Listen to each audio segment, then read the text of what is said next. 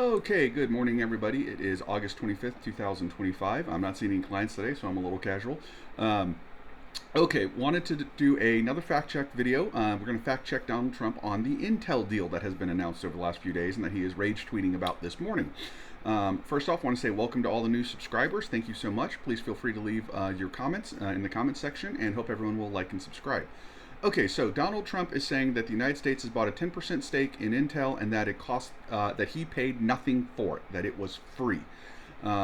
Let's examine that claim, and then we'll talk a little bit more about the deal.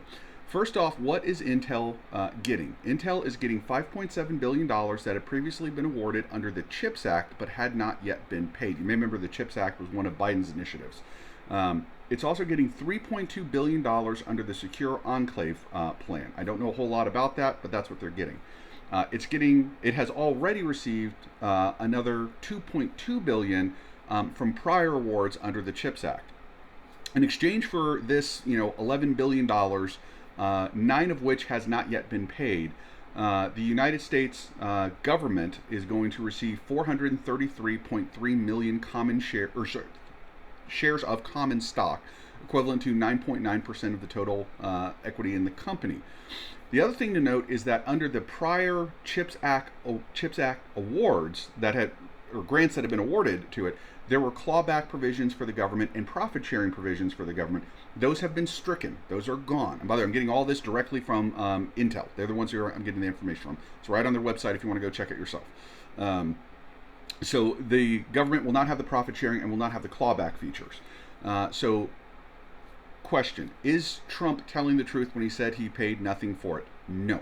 It looks like he paid about $9 billion. Now, there is an argument to be made that, well, $5.7 billion of that had already been awarded, but it hadn't been paid. So does that really count? And I think it kind of depends on how you look at it. I think you could argue it either way. So the people saying, nope, we'd flat out paid $9 billion, that is correct. I hate to say this, but from a certain point of view. I think it is also fair to say that no, this is actually we were going to pay that 5.7 billion anyway. That really this is only costing about 3.2 billion. At the same time, I think it's fair to say no, that money had not been paid, and Trump conditioned the receipt of that payment on the receipt of the stock. So he in fact did pay the 9 billion. I think you could argue it either way. One thing that I am absolutely certain of is that you cannot, in good faith, argue that the number is zero. I think you can argue it's 3.2 billion. I think you can argue it's 9 billion. I think you could even argue it's 11 billion. The 11 billion one strikes me as a little weak because that had already been paid before this deal was done. So that's a stretch to me. It's not crazy because it is part of the consideration of the contract. Every contract has 3 elements: offer, acceptance, and consideration. And that's clearly part of the consideration. So again, I do think you can include that, but I feel like that's stretching a little bit. That's my opinion. I am positive, though, that 0 is not factually correct. Now, let me raise a concern I have. I'm sorry. Trump has said that this is going to make the United States richer. It's going to make you richer. It's going to make all of us richer. Let me be clear. You, as a taxpayer, are never going to get 1 red cent deposited into your account because of this. At the same time, you, as a taxpayer, are never going to have to pay 1 extra red cent of taxes because of this deal.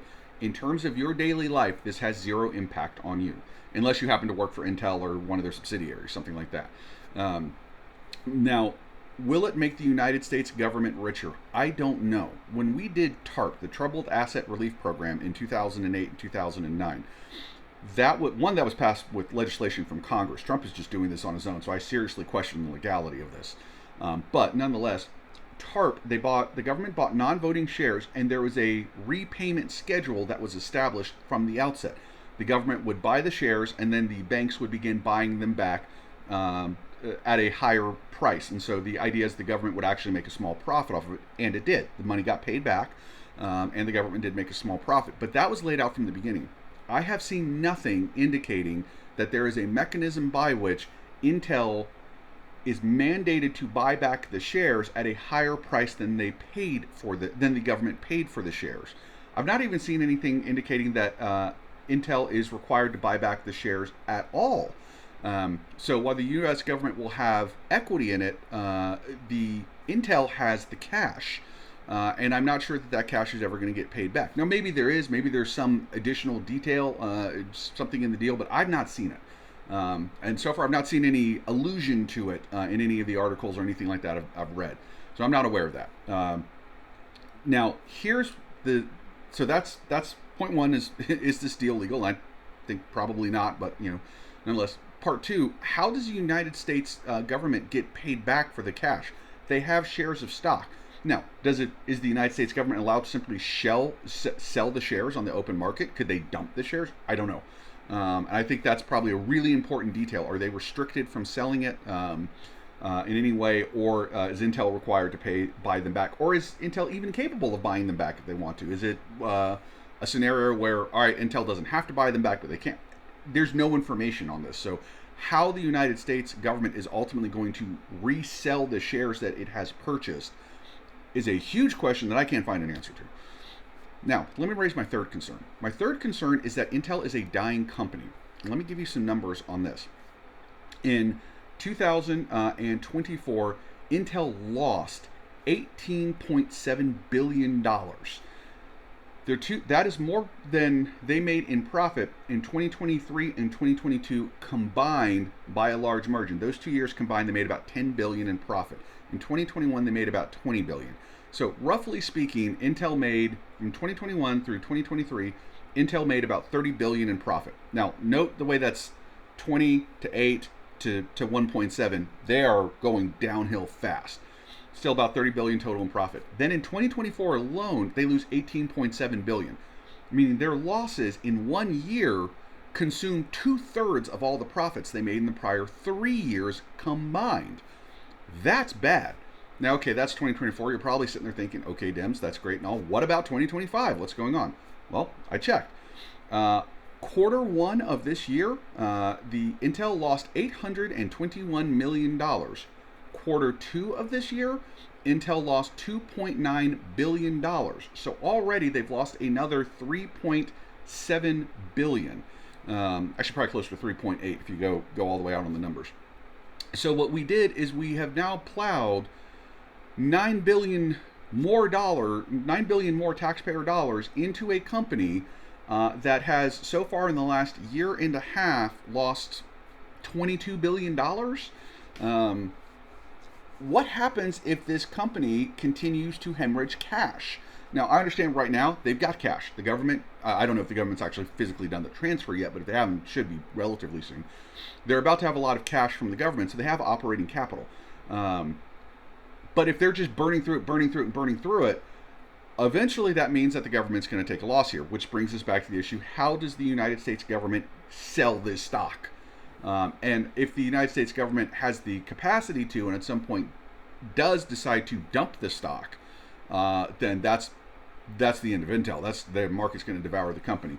So is this a good deal? Man, for the life of me, I can't see how. Now, maybe I'm wrong. Maybe something awesome will come out of it. I hope I am. I hope years from now people are saying this was a stunningly good idea. Oh my God, it works so well. That would be great. I do have an additional concern. I'm a classic conservative. I don't like the government being terribly involved in the economy, and I am completely opposed to the government picking winners and losers among industry. The government now owns 10% of Intel. When they're looking to award contracts or pass regulations, they have a vested interest in making sure that Intel specifically outperforms its competitor companies. So we've taken a dying company and we have now made it our bell cow. That's our one that we're betting the farm on. Whew, there's a lot of ways that could go wrong. So to finish the fact check, is Trump correct when he says he paid zero? Absolutely not. How much did the government pay? You could argue any number from, I'd say, about 3.2 billion up to well, not any number. You can argue 3.2 billion. You can argue 9 billion. You can argue 11 billion. Of those, 3.2 strikes me as a pretty rock solid argument. 9 is pretty good. Definitely has some drawbacks. 11 is the weakest.